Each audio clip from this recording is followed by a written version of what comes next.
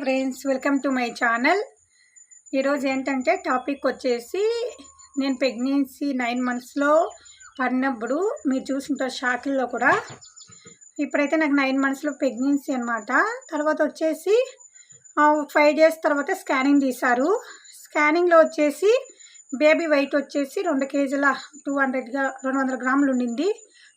మళ్ళీ వచ్చేసి ఇంకా సరేలేనేసి చెకప్లకు మామూలుగా రమ్మంటూ ఉంటారు కదా హాస్పిటల్లో. సరేలే వెళ్దాంలే అనుకున్నాను.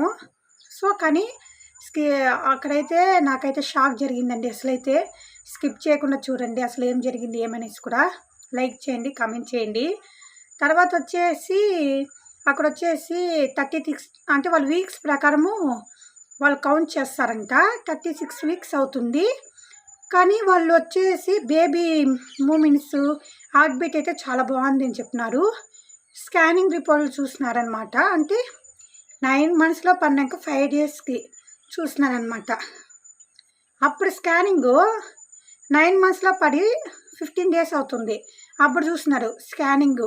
అప్పుడు బేబీ వెయిట్ కూడా పెరిగింటుంది కదా. కానీ వాళ్ళు డాక్టర్స్ వచ్చి అంటే రోజుకు ఒక షిఫ్ట్లు ఉంటారనమాట. మండే, ట్యూస్డే, వెన్స్డే, థర్స్డే అట్లా రోజు షిఫ్ట్లు ఉంటాయి.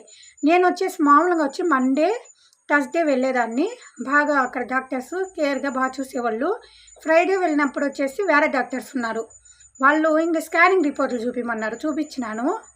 చూపిస్తే బేబీ వెయిట్ తక్కువ ఉంది, 36 వీక్స్కే నార్మల్ డెలివరీ చేస్తాము, మీరు వచ్చి జాయిన్ అయిపోండి, అడ్మిట్ అయిపోండి అని చెప్పినారు.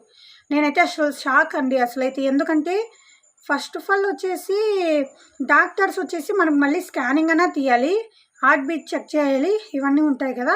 వీళ్ళు ఎప్పుడో స్కానింగ్ తీసిన రిపోర్ట్లు వేసి ఇలా చెప్తా ఉన్నారు అనేసి నేనైతే చాలా భయపడినానండి అసలైతే.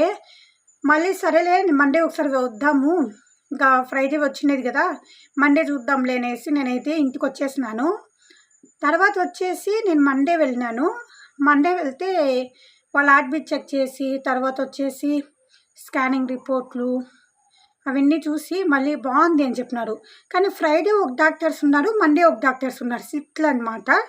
వాళ్ళు మారినారనమాట.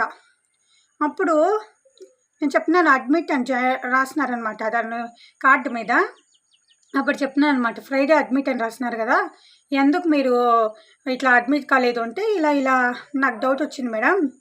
ఇలా వచ్చి మండే వచ్చేసి డాక్టర్ చెప్పినాను అనమాట నేను, మేడం ఇది ఫ్రైడే వచ్చేసి ఏం చెప్పినారంటే వాళ్ళు ఏం చెక్ చేయకుండా చేయలేదు, పార్ట్ రిపోర్ట్లు తీసుకొని ఇలా అయితే జాయిన్ అయిపోవాలా, 36 వీక్స్ కూడా నార్మల్ డెలివరీ చేస్తామని చెప్తున్నారు. నాకైతే చాలా భయం వేసింది. ఎందుకంటే స్కానింగ్ అన్నా తీయాలి, రేపు హార్ట్ బీట్ చెక్ చేయాలి, ఇవంతా ఉంటాయి కదా.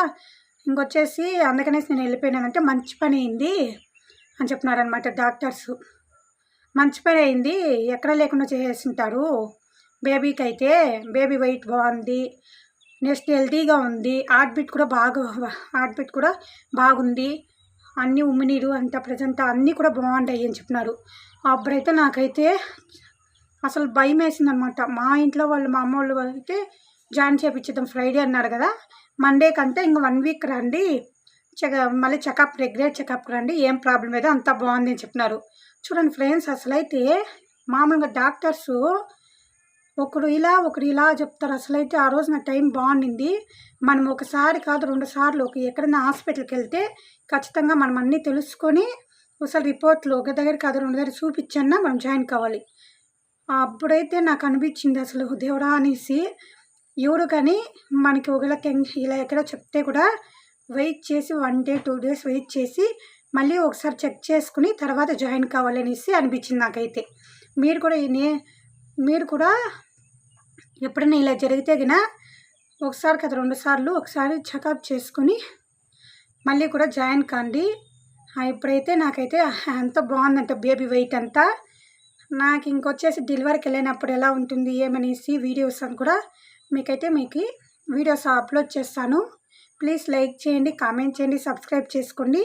వీడియోని కూడా షేర్ చేయండి. నేను ముందుగా ఏం చెప్పేదంటే అన్నీ తెలుసుకొని మనము డాక్టర్స్ దగ్గరికి వెళ్ళాలి.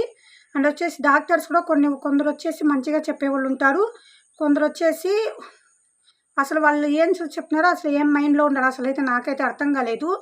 మనం అన్నీ ఆలోచించి ఈ అందరూ అంటే అందరూ డాక్టర్స్ అలా ఉండరండి. సో ఒక్కరు కూడా ఒకలాగా ఉంటారు కాబట్టి మనం అన్నీ తెలుసుకొని మంచి డాక్టర్స్ని కన్సల్ట్ కావాలనేసి నేనైతే కోరుకుంటున్నాను. థ్యాంక్ యూ అండి. Thank you for watching.